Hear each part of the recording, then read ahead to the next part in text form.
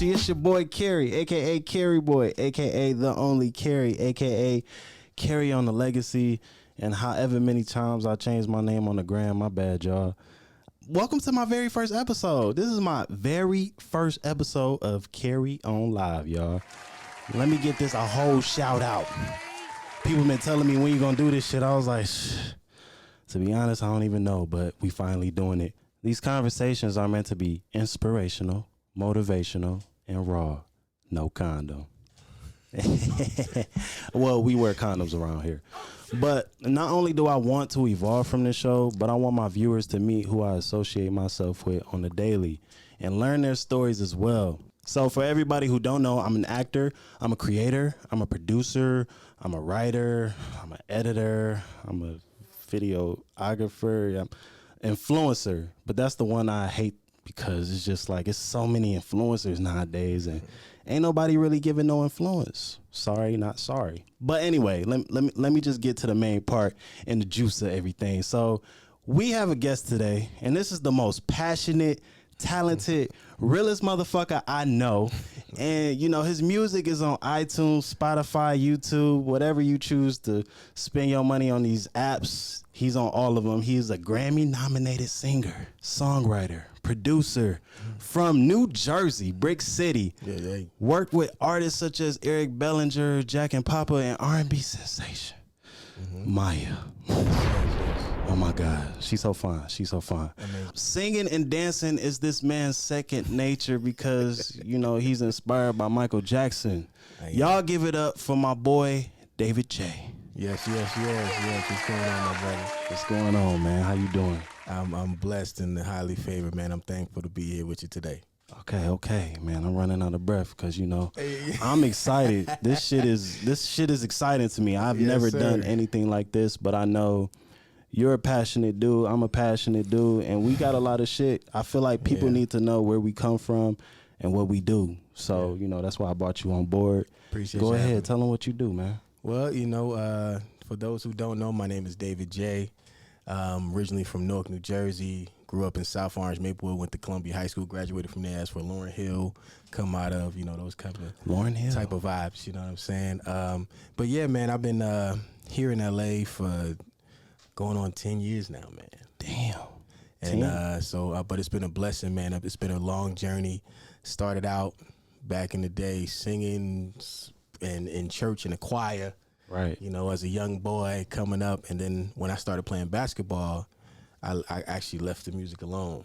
Man, we got hoop dreams. Yeah, man. I thought I was going to the league. Man, I was 6 feet by the time I was like 13. Damn. And I say that in my new song, David. But yeah, I was this height at 13. So I'm like, I'm about to be 6'4". I'm going to the fucking league, nigga. Right.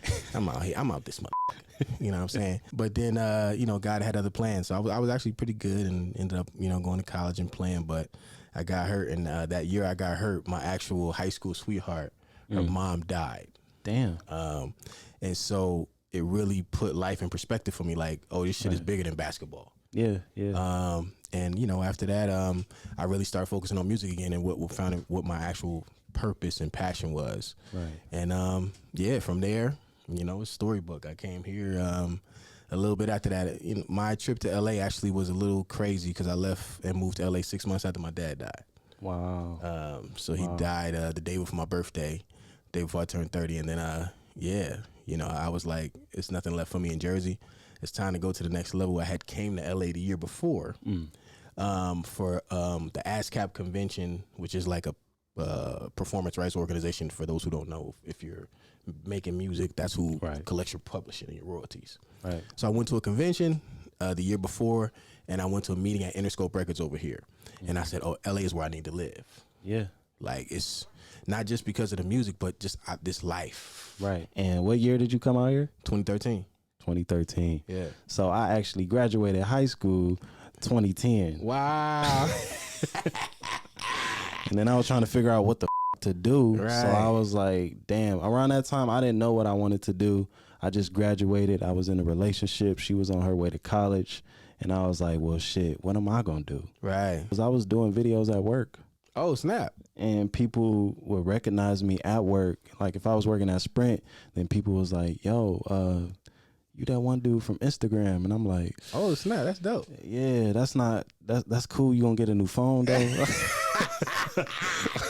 Listen, I'm gonna need to get my bread because this light bill. I'm like, cool. You follow me? That's what's water. up. But this upgrade though, yeah, you know, it was good. Know, I'm with that. But everybody was coming to my job, and you know, my job didn't like that. So I was given the opportunity to fly out to meet Kevin Hart for a ride along. And they was like, we're going to pay for your ticket and you're going to sleep in this hotel and you're going to promote this on your story. I was like, oh, cool. But my job was like, well, you worked that day. And I was like, well, shit, I quit. Yeah, I mean, you know, kudos actually to you for doing that. Because Right. I don't think a lot of people would have did that. I think for me back then, it was real easy for me to quit a job. Yeah. Because I was like, I can get another one. And I had that motivation to be in those interviews and win these people over, but my motivation wasn't to stay there. Like I wasn't passionate about anything I was doing there. Man. It was a moment for me because I was like, yeah, I got hired. I'm about to get paid this amount, but that shit didn't matter at the end. I was like, well, I need to do what makes me happy. Real and talk. doing videos is what made me happy at the time. So I quit all my, well, actually, I'm not going to say I quit most of them. They fired me for sure. Right. There's a slight difference. Yeah, you know, it was times I did walk out if I felt like this job was not what I wanted. Physical labor is different. I've had, you know, I used to clean carpets. Damn. I used to, you know, sell suits, sell cars, all kind of stuff. Man, I did all kind of jobs. So and so I relate to you when you say you wasn't passionate. Like, you know, since I was a kid, I knew that anything I put my mind to, I can do it well. Right. Like on a high level. But I just wasn't passionate about the job. So I would always do enough to not get fired. Yeah. But what would happen is because of my personality, because I'm a people person, I would start getting promoted. Yeah. And then that people means, love you. That means more responsibility, Right. but I didn't really want it. Yeah. So I fully relate to that. Like, yeah. And then when I actually took the video thing serious, you know, I built following and then I moved to Houston. And my dad offered me to come out there and stay with him. So I was like, why not? You know, I live in the cold and I want to get away from the cold. So right. I'm like, I'm out. And, you know, I'm going to just see what happens out there. And I live with him. I did videos in his crib. I only had to do it when they was gone because I was doing some wild shit. Right. One time I actually broke the toilet in the house. What? Yeah, I broke the toilet in the house. I'm not going to say why I did it because I know he going to watch this shit later. But it was definitely for a video. I met Pops. He a real G, too. I met him. He a real G. And he can hoop. Shout out Pops. Man, hoop like a mother. He can hoop. I like it. Shout out Pops. No matter how old he get, I feel like he going to beat us. Man, listen. You know, it got me emotional, man, hooping with y'all the other day, man. For real? You know, I lost my Pops, you know what I'm saying? And my Pops used to come to all my games, and I used to hoop my Pops, too, man. So it's like... Is that how he was, competitive? Man, and like... My dad don't give a f***. Exact, bro. But that's why I'm like, yo, this it's taking me back. You know what I'm saying? Like, this how I used to be. You know what I mean? So that was definitely a fun the other day and a pleasure to hoop with you and your Pops. Are you deep into the Zodiac shit? Not at all. Oh, okay. Not even a little bit. Yeah, I just know that, you know, Pisces are fish. I like the water. I like the water. Yeah. It's part of the reason why I live in California. I love being close to the water. Oh, well. It's actually my that peaceful makes place. sense. Yeah. It don't snow. It don't get cold, like not real cold.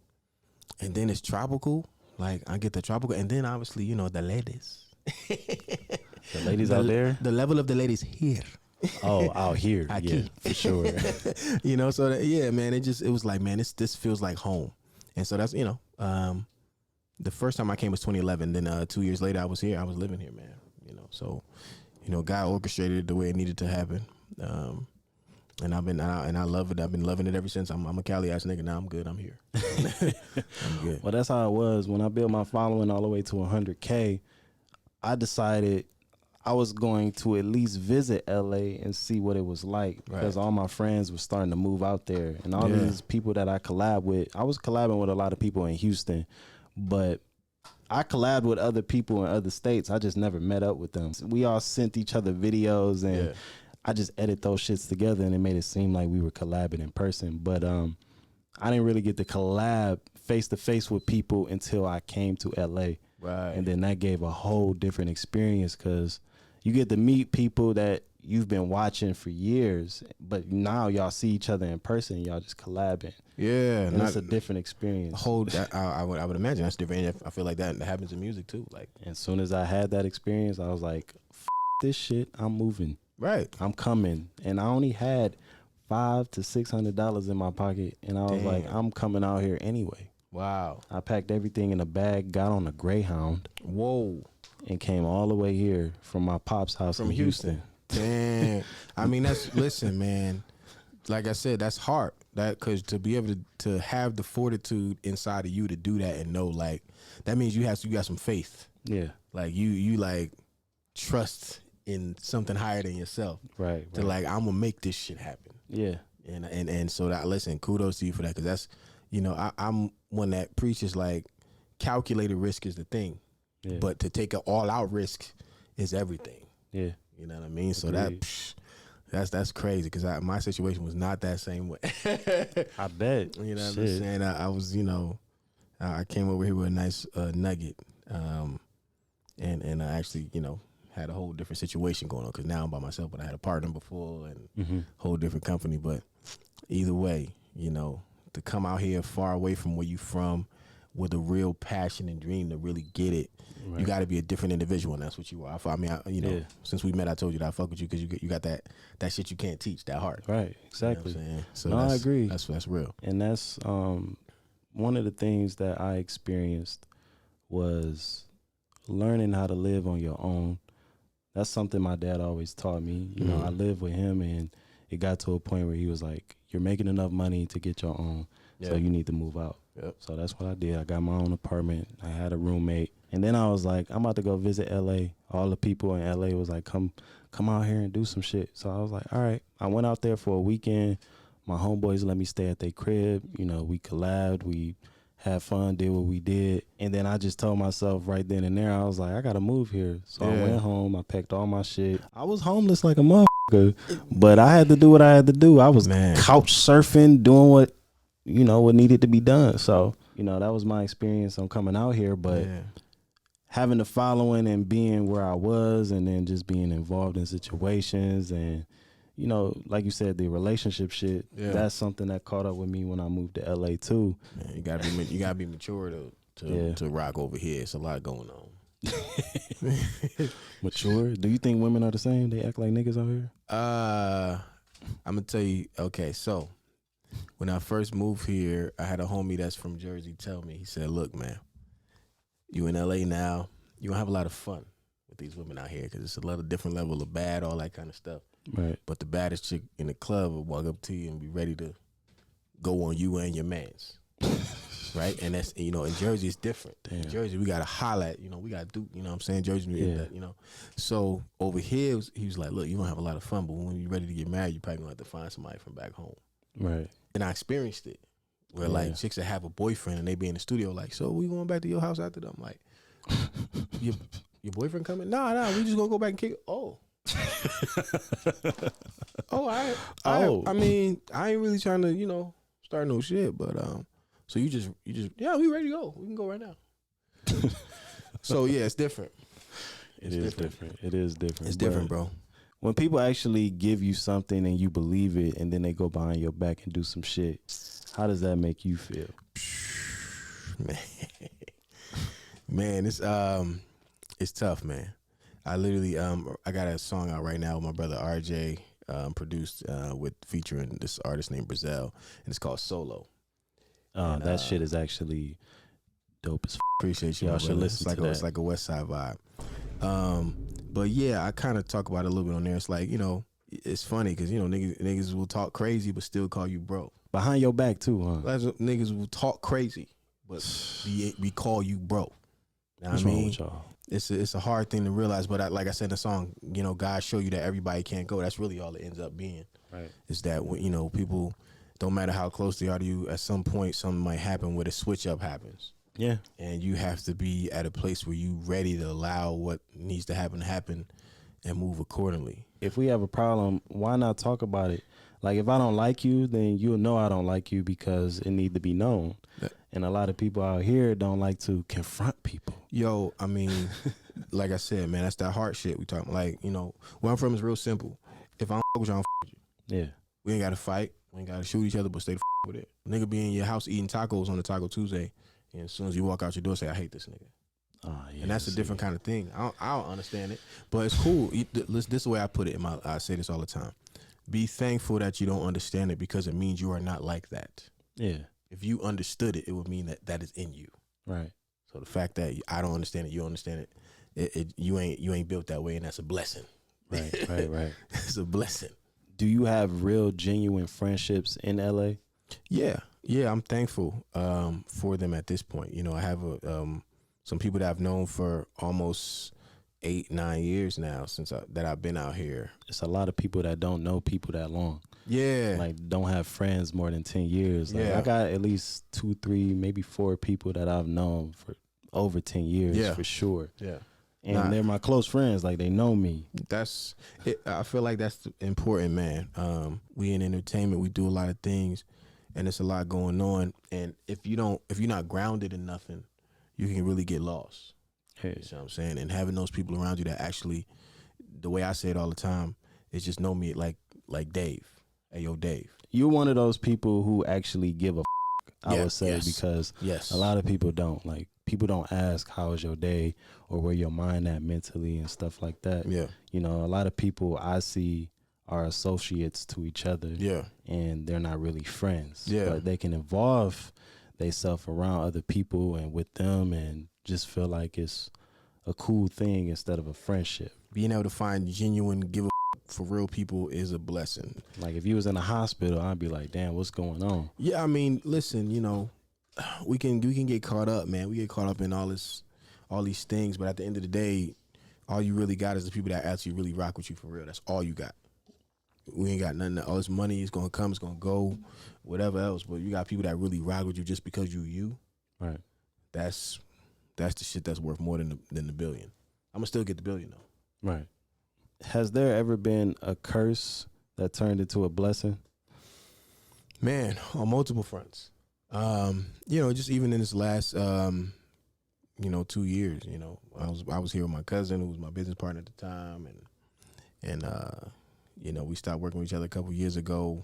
A lot of stuff happened. Ain't no need to go into all the stuff. Wish him the best. Just thankful to be delivered from what was not for me. But it was a crazy time at the moment. Us not working together no more, and you know, lost a lot of money, lost a lot of clients, all this kind of stuff. Right. But what it did for me, it really kind of woke me up. Even when my dad died, my mom said this to me. My mom said, God had to take him, because if he didn't, you would have never left.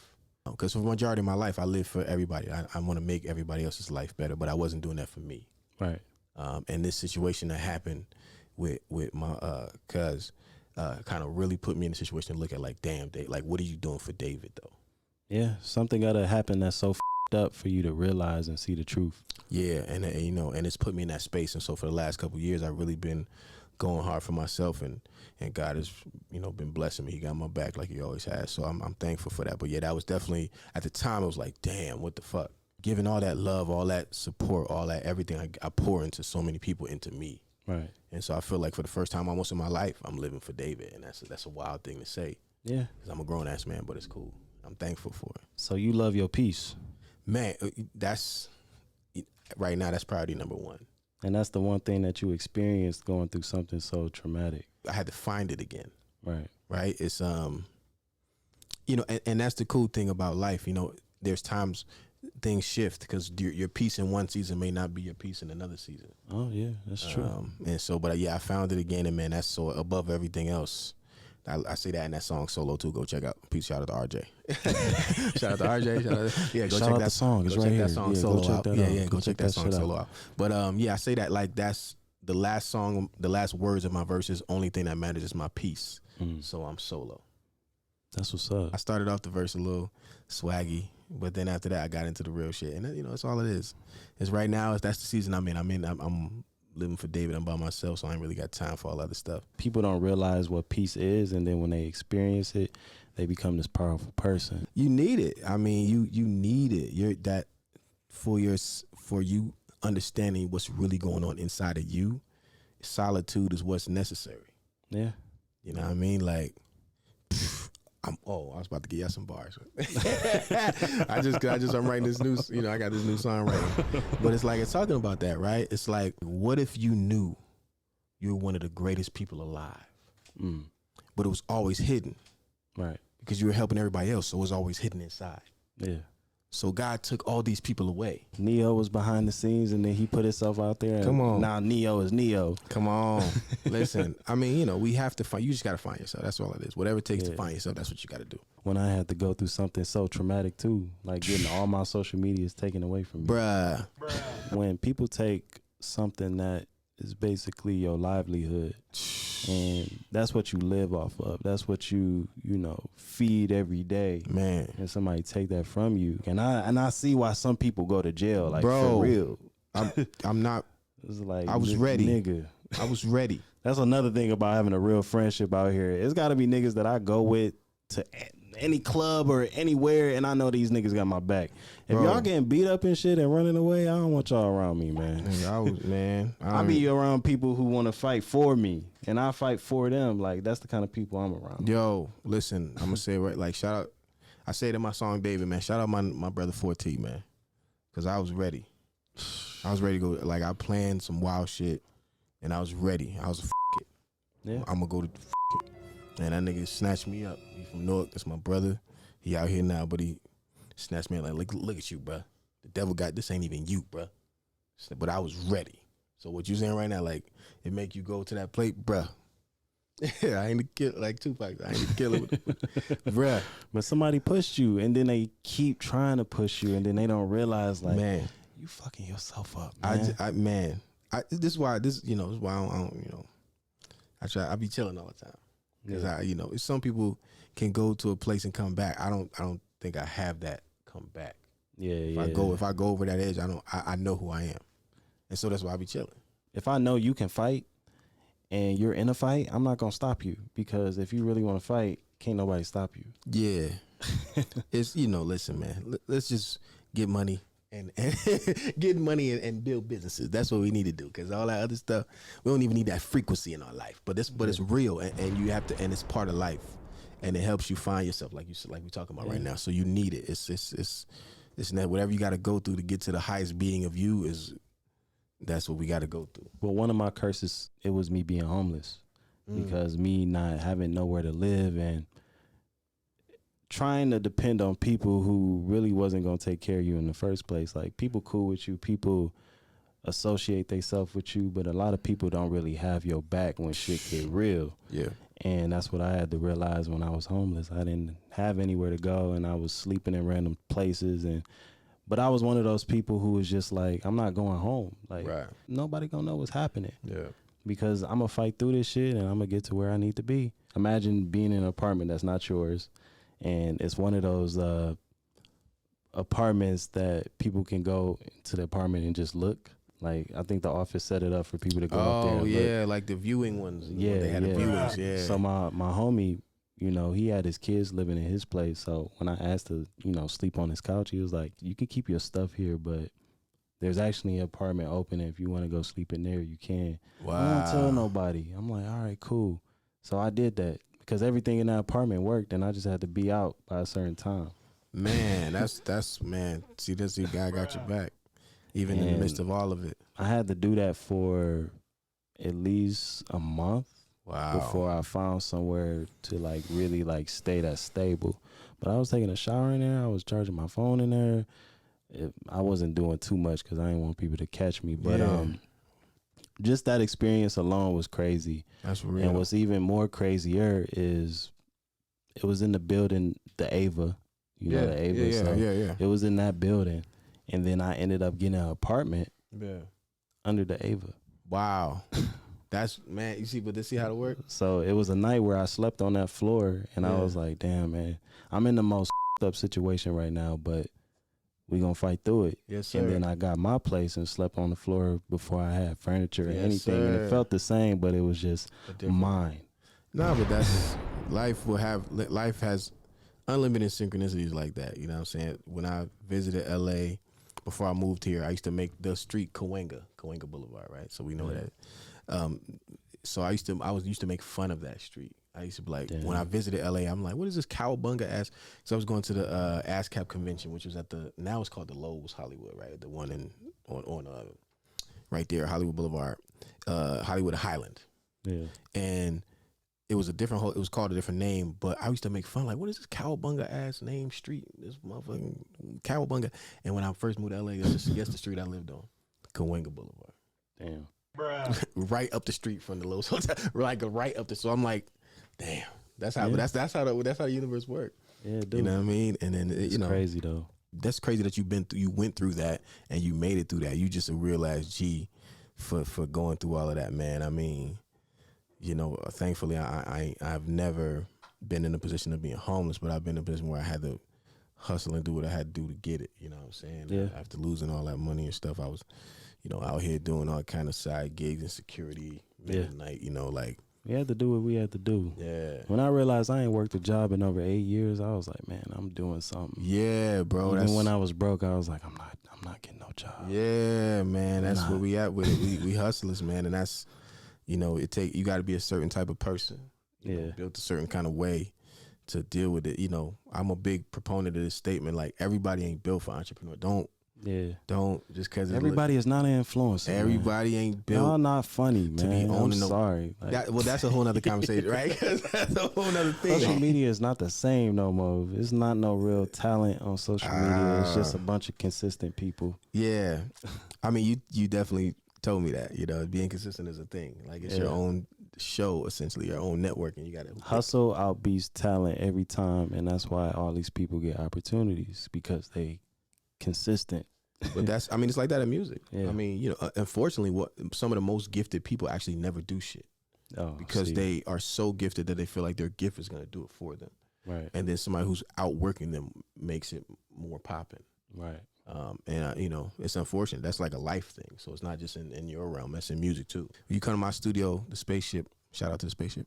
On my screen, it got like a space nigga, and the 3 words on there is God, music, and love. Because those are things that kept me alive, bro. Wow. This shit ain't. So, like, you know, no matter what I do in this, I'm doing a lot of things, but I'm always gonna do music on some level because it's a part of who I am. Yeah, yeah. And music, I feel like it has deep emotion in it as well. Yeah, I mean, that's the point. Yeah. With certain songs, you can listen to a song and think right at that moment what you was doing when you first heard this song. Yeah. All that shit. I feel like music goes way deep and it can take you back no matter how far. Yeah, I mean, that's the point of it though. Like, I feel like, to me, every song is a movie. That's how I see it too. Yeah, every song is a movie, and so songwriting is really just the art of paraphrasing. So it's just telling a long story in a short form. Wow. And so that's like our job is to paint the picture for you so you can do that. Exactly what you just said. Be in the moment, hearing something and take you somewhere else. Right. Man, you know what? I made a short film with Janae. Aigo? Yeah. Janae Aigo? Yeah. Yeah, short film, right? I don't got a short film with her. I used her song. Oh, I'm about to say, shit, what's going on, brother? Hey. No, I used her song for a short film. I was going through some shit when that song came out, and I used that song for a short film. Okay. And it's one of my most powerful short films I've made because, 1, it's dramatic. Yeah. And 2, it came from the heart. So every time I watch it, I'm like, damn, man, I was really in a place when I made this. But it was the music that I was listening to when I was going through that shit at the time. Because every time, you know, people go through their moments, they listen to certain songs and they be in the zone no matter what they do. And during that time, I was going through some sad shit. So I was like, I'm going to listen to some sad music. Yeah. And this ended up being a fucking... this ended up being a fucking movie that I made in my head listening to this damn song. That's lit, though. I mean, so to be able to transmute energy like that, have you ever read the book Think and Grow Rich? Yeah. Right? Well, so I'm rereading it. I'll reread it, you know, but that's the most genius individuals are the individuals who can transmute their energy. Biggest one is as men especially, where you can transmute sexual energy into creative energy. Damn. Just push you genius level, right?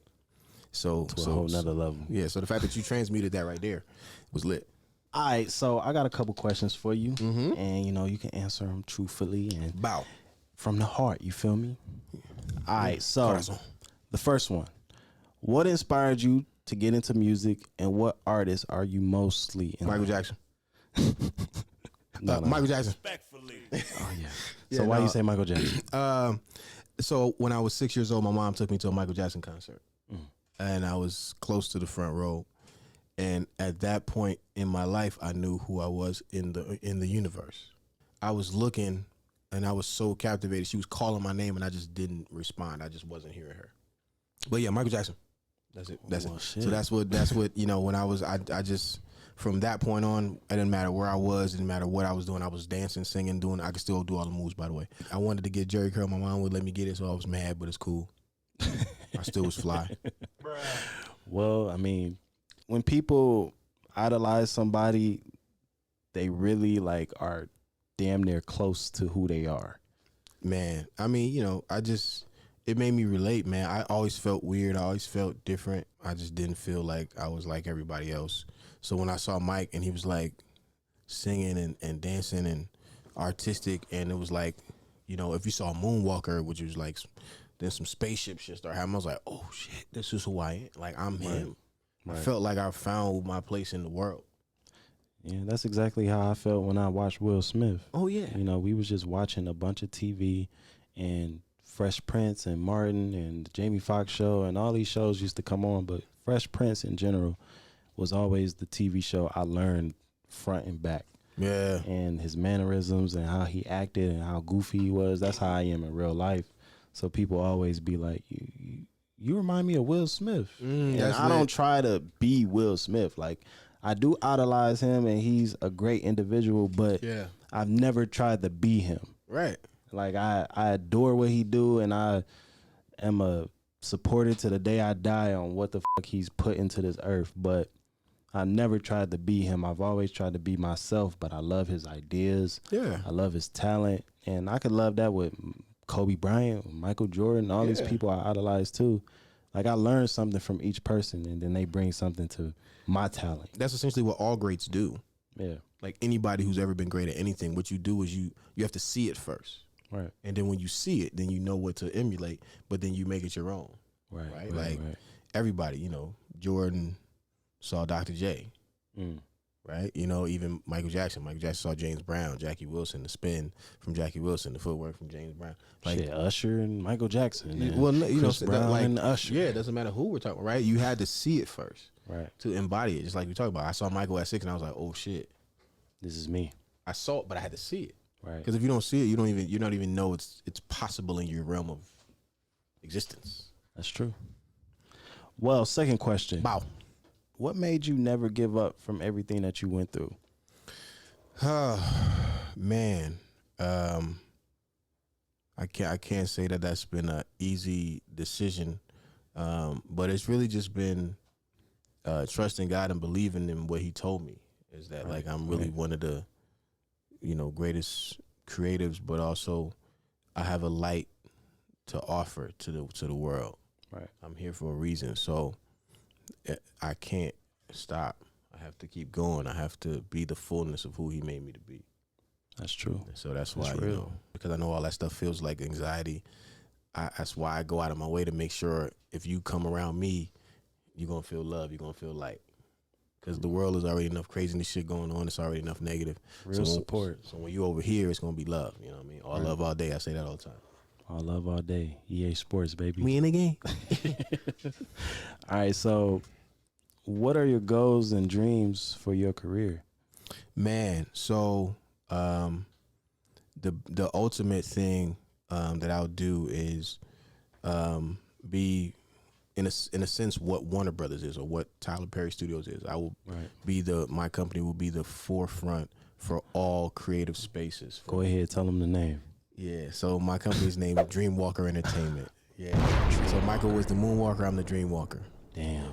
Ain't that real? Yeah, that's what it was. So, but yeah, so essentially, Dreamwalker will be its own, and it is already its own production company where I make, create, and produce everything from music to film to TV to all sorts of all formats of media. That's what's up. And that's what it'll be. And you know, the big thing to segue to that, it would be to get into the MCU. Hey, hey, we both on that, but that is coming soon. Listen, I have Marvel pants on right now. Marvel life, my. Let's not even get into the whole Marvel game because that's Marvel one life. of the things that my family is big up on, and then we learn that shit from here on out. I wore X-Men pajamas on purpose. Y'all need to see his pajamas for real. I think y'all see that shit later. Bruh. But all right, next question. So, what's the ups and downs and challenges of being an artist and entrepreneur? So there's two different things. You said artist and entrepreneur. So entrepreneur is a whole different thing. You consider yourself more of an entrepreneur or artist? I am both. Which one am I more? Man, I'm an artist who understands how to move and think like an entrepreneur. Gotcha. So the way I talk about every artist all the time, we have to be aware and how to operate a business. So a lot of creatives are just trying to just be seen or I just want to create. I just want to make, and that's phenomenal. Right. But life has to happen too. Yeah. And so the thing is to figure out a way that you can make what you do lucrative. Right. And now there's so many ways to do that. So there's a lot of ups and downs. I mean, as an artist, some of the ups is, like I've been through, right? I've seen independent artists that I worked on their records go chart on Billboard. Damn. Right? Like, so that just happened, this year, right? So charting on Billboard, or like myself getting a Grammy nomination and all this kind of stuff. Grammy nominated. But what people don't realize is that doesn't mean you're getting paid. Right. You could have the #1 song in the country and be sleeping on somebody's couch, like you said. Damn. Right? You Grammy nominated sleeping on the couch. Man, listen, man. So yeah, I mean, being an entrepreneur is just as important as being an artist because you need to understand how to enterprise yourself. Gotcha. And some of the lows of that is just making sure you keep up with your paperwork so you can pay your taxes and getting paid to your business account. These kind of things, entrepreneur stuff. Lows on that is just not making money. Right. And you got to figure out ways to do that. We got to make money, people. We can't be broke out here. I mean, you got to eat and you got to sleep. You know what I mean? That's just the most basic thing of it. You got to have a place to eat and a place to sleep. So that costs. Be careful. Not views. All right. So last but not least, what's the scariest risk you've ever taken? The scariest risk? Wow, man. That's a beautiful question. I think it's crazy because the honest question, the honest answer is just to keep living. And that's just because I can't say I was too scared to do the things I've been doing. Like I had felt trepidation, but I always had more faith than fear. Until I started having problems and bouts with anxiety and panic attacks. Right. And at that point, I was in and out of hospital. I really, at that point, had given up on life. I thought my life was over. I thought I was actually going to die. Like, my mom came to visit me, and she was going to sleep on my couch. And I, had told myself, man, this is the last time I see my mom. I'm about to be dead. Right. But I'm still here. And that was 6 years ago, 7 years ago now. Damn. And I stopped thinking about the future. I stopped thinking about life. And something inside me, I started going to therapy, thank God. But I was like, therapy is strong for people, by the way. We need it. It's all, especially Black people, people of color, we all got PTSD. And so to have the faith to just keep going when I gave up hope on all of it was probably like facing real fear. Damn. Outside of that, I've been nervous, man, but I seen my pops die. I seen a lot of stuff. So, after that, it was like, man, what else? Right. You know what I mean? So the fear was like, I thought I was dead every day, and I still kept living, still kept pushing every day. That's I think the biggest, craziest, scariest thing I had to overcome was my own mind attacking my body. Man, that's a hell of an answer, bro. Yeah, man. It's shed a tear just life is real, man. Listen, man. That's why we understand we blessed and highly favored. We breathing right now, brother. But people gotta understand you gotta have these moments in order to live the way that you living. Because you don't have these moments, it can't teach you. Yeah. And if you don't fight to find that faith, then you're gonna keep being in that circle of disappointments and whatever you're going through. You gotta find a way to fight through that shit. I mean, that's just the realest talk right there. Overcome to become is is one of the phrases. You used every letter for a word. So yes, I did a song called David, and it's the acronym for my name. But what the acronym stands for is Dream After Vision is Dead. DAVID. check that out. Shout out to, it's produced by me, by the way. It's on iTunes, everywhere. It's out on all digital platforms. Promote all things. Yes, get the song in your life. It's a fire song. But the reason I did that, Dream After Vision is Dead, is because all of us at some point have had to do that, where there's a vision that we might have had for life, for whatever, and for reasons that may be outside of your control, it's gone and it'll never happen. And after that, you had to figure out what life was going to be for again. Right. In my case, one of the biggest things was, I lost my pops, and I realized after he was gone, a lot of the dreams I had were tied to him. Right. Like, I wanted a nice house and I wanted a nice car, but I wanted a nice car so I could ride with me and my pops up to PCH. Right. And I wanted a nice house so I could say to my dad, come swim in my pool, Pops. It's Right. cool. You can come hang at my house now. Right. And I had to learn to want these things and live for me. Yeah. So that's what Dream After Vision is Dead is about. Like, learning to dream again after the thing you might have hoped for your whole life can't ever happen. Like, what do you do? Well, since we own your music now, Hey. one of the songs that I like myself is Legacy. 'Cause Oh, man. I'm Carey and I have a legacy. Carry as the well. legacy. So when you made that song, I felt that was really deep too, because you were talking about your legacy Yeah. and what made your legacy and how you're living your legacy. Yeah, man. I mean, shout out to you for shooting the behind the scenes. Go to YouTube and check out Legacy Behind the Go to Music. YouTube and see Shot by everything. CareyOn. Shot by my guy Carey here. It's phenomenal. It's MTV level. But yeah, man, that song Legacy, man, it's a real song about real life and how right now I'm literally living out my dream. That's why my company now is called Dreamwalker, because I'm walking in my dream. Got you. And my legacy now is to keep being the fullness of who I am. So on the song it says, "Walk out the dream for legacy." Well, that's one of the songs that, I'm going to play out for y'all to listen to Hey. during the podcast for sure. Yeah. Oh, let me take that back. This is not a podcast. This is a show. Boom. I don't want it to be no mother podcast, because everybody got a podcast out, but I got a show. We got shows. So what I'm going to do next is play maybe 3 of some funny videos that I made back in 2014 with terrible quality. I'm trying to peep game.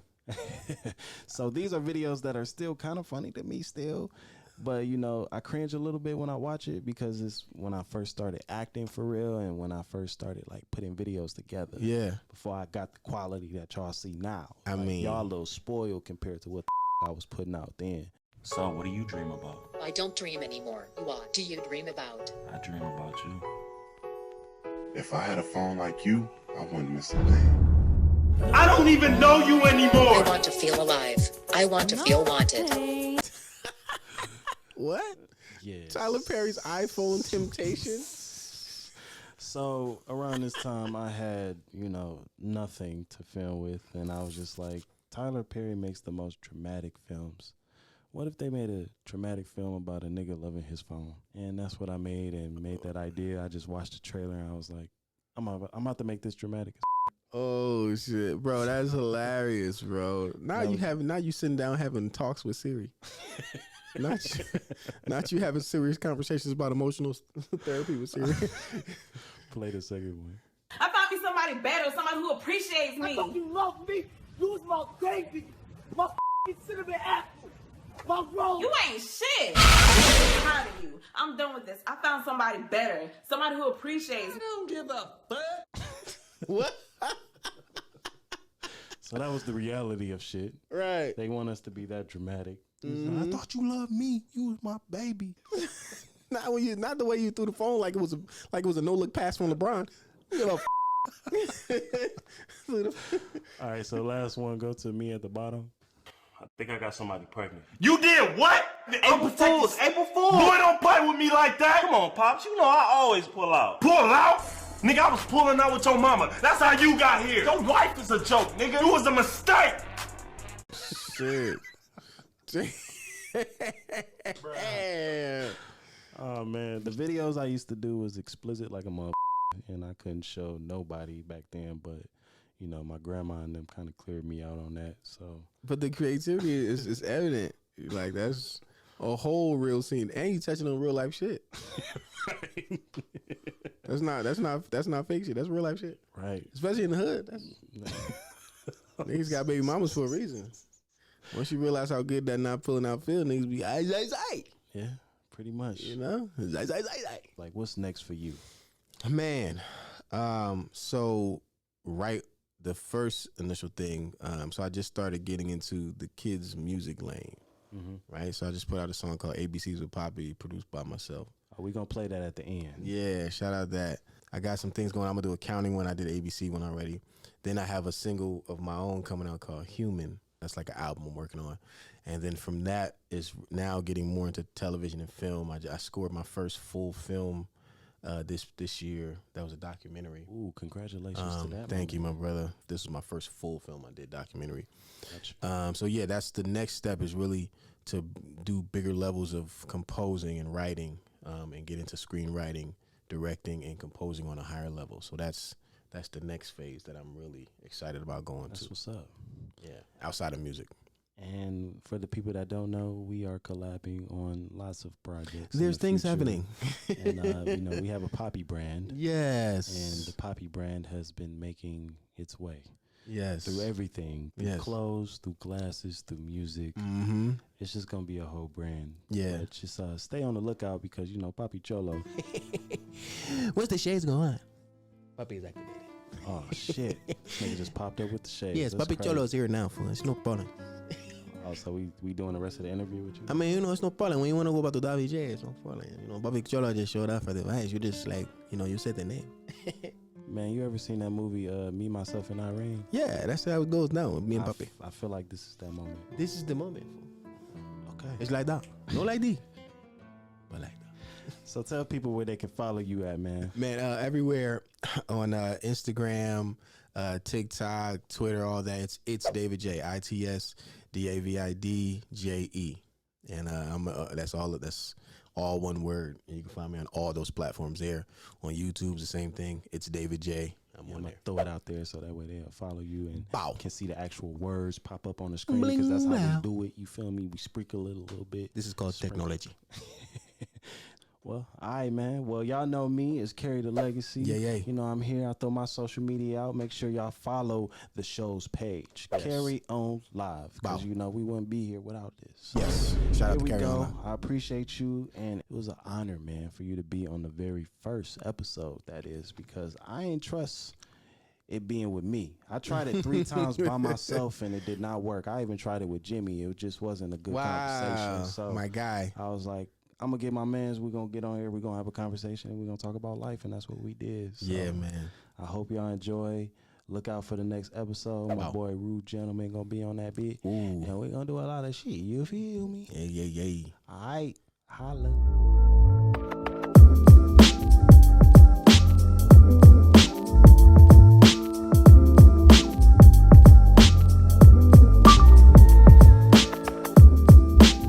Here we go.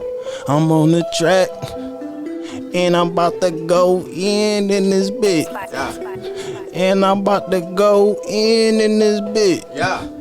And I'm about to go in this bitch. This is what we do. It's me and my crew. We hitting that shit from the back, fool. This is what we do. I can't rap for shit, but I'm on the beat, nigga. Yeah, I'ma just let them get in. Go ahead. Love, Batman sitting right beside me, riding up, rolling in the Rari, down to the PCH, we go, all of the bitches know I go off, every time I get with it, when the sun, when the day, listen, this is songwriting 101, all you gotta do is this, yeah, you know I be getting lonely when you see me up on the block, I be running the team, and the bitches running on, give me top, I just do this shit a real nigga do, shit when the film nigga do, I just do the shit with them fit do.